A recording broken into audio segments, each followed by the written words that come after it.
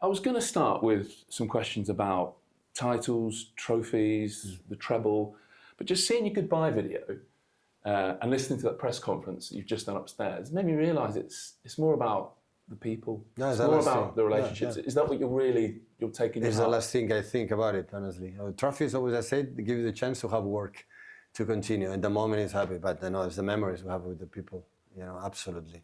So many good things. So I'm fortunate because normally, I don't know what happened. When we pass away, you never listen when the people talk about you.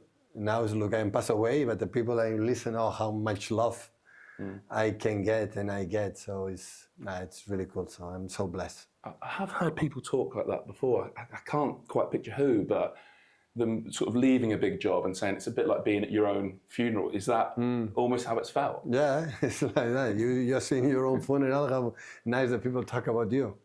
So it's a little bit, 10 years is a lot of time, a lot of games, a lot of good moments, bad moments, and Elvis is in a perfect summary that how nice is.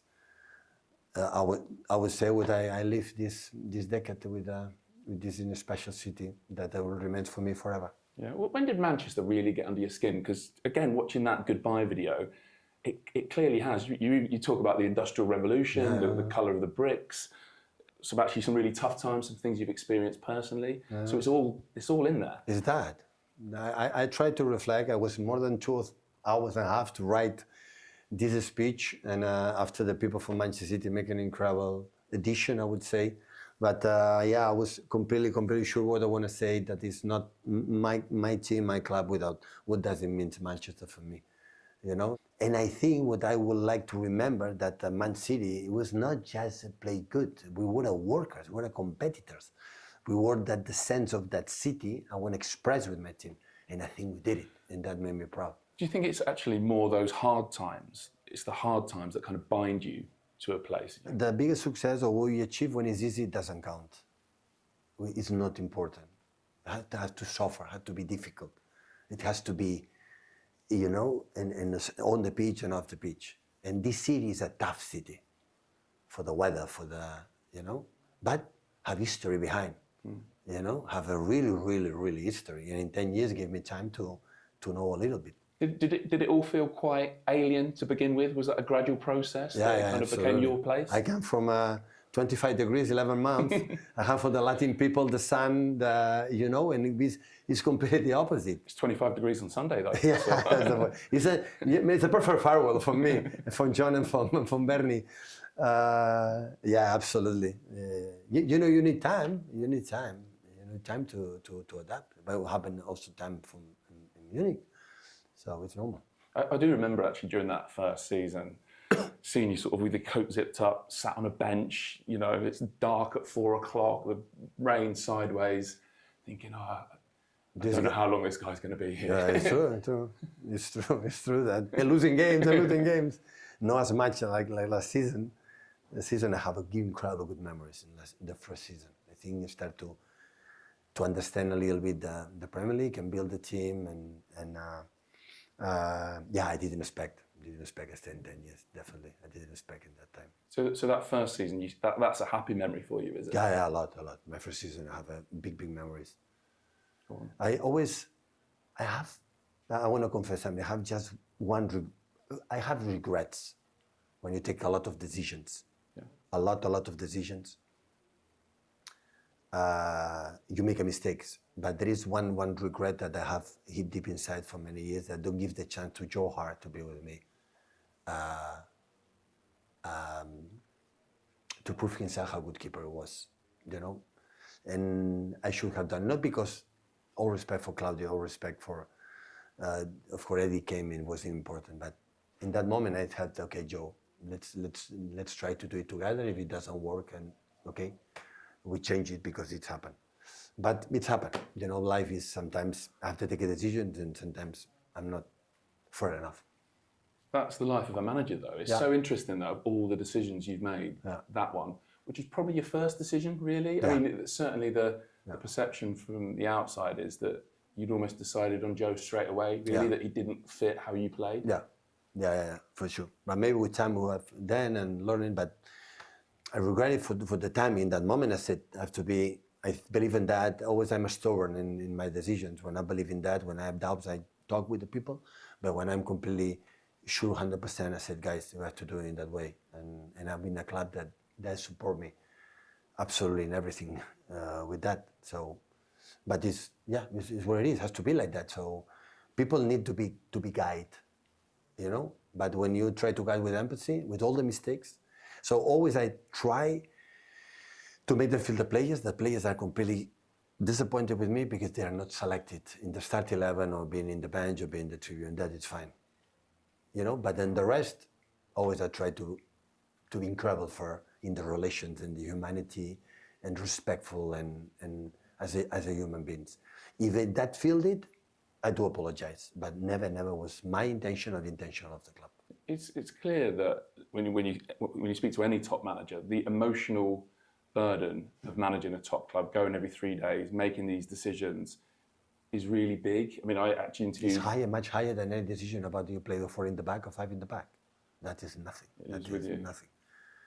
So we live 11 months with people, and people had feelings. How you handle that? How do you push them? How be attached? You know, how be attack? How be. That is the most important thing. And one of these energy after 10 years is being dropped for that relations, and it's good. The relations are really good. This year have been better than maybe many years. But how you are energy to deal with this emotion with the players is not about winning. Nothing's going to change my life 1 more year, 2 more years, win 1 more Premier League or no 1 more Premier League, you know, or the Champions League or no Champions League. It's not going to change my life. Have you energy to deal with the players? You don't play, you're going to tribune, or go to, you know, all these stadiums to put the energy that and arrive a moment that I said, it's enough, simple. So how big is the emotional burden of being a manager for you, but also for your family? I interviewed Mikel Arteta yesterday, and he was emotional, obviously, for different reasons. But the way he was speaking about his family, it's clear that going every 3 days, the pressure you're under, the expectation, it just lives with a manager every second of the day. You are not there. You are not there. You are not a family. You are part of the furniture at home. But honestly, it's part of the furniture. So you are not Who's there. this guy? Yeah, you are not there. So it's so, because it's the only way. It's the only way to be there, and the people feel that you are there 24 hours. It's 24 hours. Otherwise, and arrive a moment that said, okay, maybe it will happen in 10 years' time, but sometimes, you know, when you can decide, you can take a break. So when we ask you all those questions, like what next, is that actually what's next? Being there, being present, being with, you know, the people you love. That's what it's about. Yeah, it's like game, and now it's okay. I want to see my life come through in front of me with a little bit more time to see what happened in front of my eyes. So it's no more than that. So the old things that I've not done and I want to do and do it. So still I have my father alive. You know, I want to, maybe last year I want to spend with him more time, and my kids, and a lot of things that as a human being can do it. And I'm fortunate I can decide, I can do it. So that's why I took the decision. So in some respects, it's quite deep questions you start asking yourselves. Okay, I think you're 55, is that right? I don't want to put any, so you get to that point, you think, okay, what is next? Things we all ask ourselves. How long have I got? What am I going to do with my time? Yeah. Yeah, that I want to. Yes, listen. I love my job. So until the last day in Bournemouth, or when we won the FA Cup, or whatever, I love it. But I want to do other things. You know, for one time, I don't know how long it will be. I want to learn, because I think it's a process. I want to learn to do another things. It's simple as that. So, and I think the life today gives you an incredible spectrum to many things. So that you can, before you could not travel quite often, you could not realize how many things, exhibitions or many things can do it. So I don't go to the concerts, I don't go to the theaters, I don't go to the cinemas, I don't go to the many things. I just, you know, I just want to do, and I want to learn to live a different life. So what do you want to see, whether it's a concert or a landmark or a country? Where are you off to? Where are we going to see you with your backpack? Yeah, you know, I don't know.